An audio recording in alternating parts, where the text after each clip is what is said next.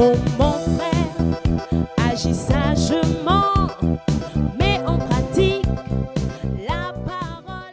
Votre équipement pour vaincre le Covid-19. Alors, le troisième élément, c'est la prophétie de la foi.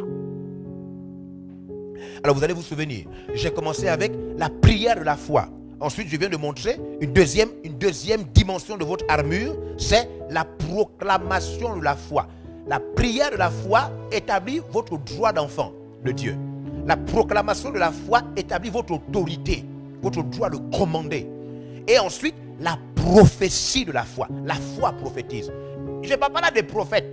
Le prophète, c'est un ministère. Je parle du droit de tout chrétien capable de prophétiser. Ce que la prophétie fait quand les chrétiens prophétisent. C'est ça. La foi prophétise. La foi, c'est une ferme assurance, non? Une ferme assurance des choses qu'on espère. Elle fait quoi? Elle amène à l'existence. Elle démontre.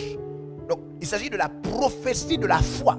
Quand vous avez la foi, il y a des comportements qui vont apparaître dans votre vie. Comme la prophétie. Quand vous avez la foi. Même si vous n'êtes pas prophète. Même si vous n'êtes pas prophète. La foi dans le pouvoir de croire vous donne le droit de prophétiser. Regardez. Je vais vous montrer comment ça se passe. Alors, la prophétie de la foi, elle fait quoi? Suivez-moi. Elle fait quoi? Elle fixe. La prophétie de la foi fixe, impose et ordonne une action. Qu'une action se passe. Alors, quand vous prophétisez, au fond, vous appelez une action.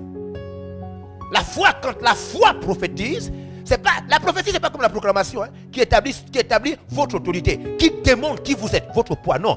La prophétie, elle, par contre, elle appelle une action. Elle appelle une action. Ouais. Quand Élisée, Élisée était chauve, hein, il était chauve. Et il y a eu des enfants, je ne sais pas qui se moquaient chaque fois d'Élisée.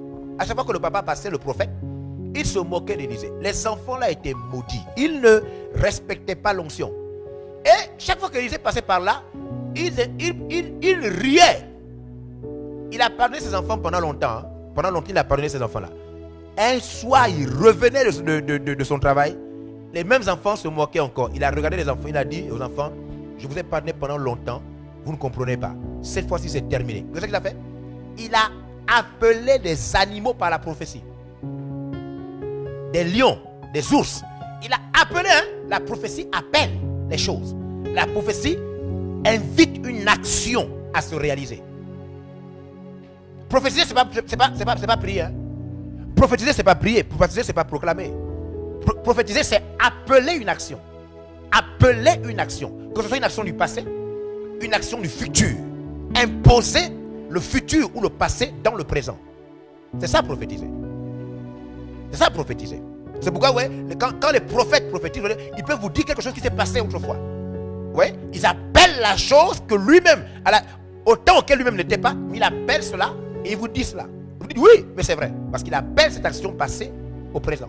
Ou encore, il appelle une action future qu'il prononce d'avance. C'est ça qu'on parle de prédire. Donc la prophétie est liée à l'action. Vous voyez que dans la Bible, toutes les prophéties parlent de quelque chose. Il dit, dans les derniers temps, quoi? Je répondrai. Donc quelque chose va se passer. Ça va se passer dans quoi? Actes chapitre 2. C'est la prophétie de Joël 2, 28. Donc la prophétie, c'est appeler une action. Habakkuk chapitre 2, verset 3. Je dis, la prophétie de la foi fixe. Elle impose. Elle ordonne une action. Une action. C'est la prophétie de la foi qui dit quand est-ce l'action va avoir lieu. L'année, le mois, le jour. La prophétie de la foi attire une action pour quoi? Les bénéficiaires ou encore pour les victimes. Donc quand on prophétie sur vous, on appelle une action pour que vous en soyez bénéficiaire ou encore on attire une action pour que cette action vous détruise. Pour que vous soyez une victime. C'est pourquoi Élisée, on a vu Élisée sauver beaucoup de personnes par ses prophéties. Mais on a aussi vu appeler les ours pour tuer les enfants là. Vous voyez comment ça se passe? On a vu la prophétie d'Élie faire tomber le feu du ciel, Élie a dit, je suis serviteur de Dieu. Il a fait tomber le feu du ciel pour tuer 50 personnes fois 3. Suivez. Donc la prophétie attire l'action. Une prophétie qui n'attire pas l'action. C'est pourquoi dans l'Ancien Testament, quand quelqu'un prophétisait, on voulait faire quoi? On voulait voir si ce qu'il a dit se réalise. Dès que ça ne se réalisait pas, il était déclaré faux prophète. Pourquoi? Parce que l'action n'avait pas eu lieu. L'action. Donc le prophète attire l'action. S'il n'y a pas l'action qu'il prophétise, il n'y a pas prophétie. Et donc on va attirer des actions, on va imposer la mort, la destruction du Covid-19. Nous allons attirer cette action, établir de force cette action pour qu'ensuite maintenant les journalistes et les scientifiques parlent comme ce sont eux qui ont fait le travail. Alors que c'est nous qui aurons fait tout le travail en détruisant la source du Covid-19 et on leur laissera le droit de dire qu'ils ont trouvé le remède. Alors regardez Habakkuk 2:3, il est écrit. Car c'est une prophétie dont le temps est déjà fixé. Oui, je vous dis, la prophétie fixe. Elle fixe une action. Oui. Elle marche vers son terme. Oui, la prophétie fixe une action. Elle est en train de progresser. Elle est en train de venir. L'action qu'elle annonce est en train d'arriver. Et elle ne mentira pas. Oui. Donc la prophétie travaille. Elle fixe quelque chose et la chose arrive. La chose ne ment pas. La chose va arriver. Si elle tarde, attends-la. Oui.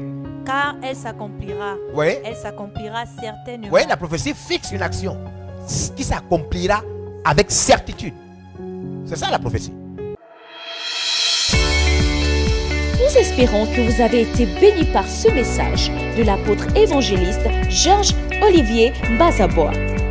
Vous pouvez permettre à d'autres personnes de jouir de cet enseignement en devenant partenaire par vos dons, dîmes et offrandes au numéro de compte inscrit.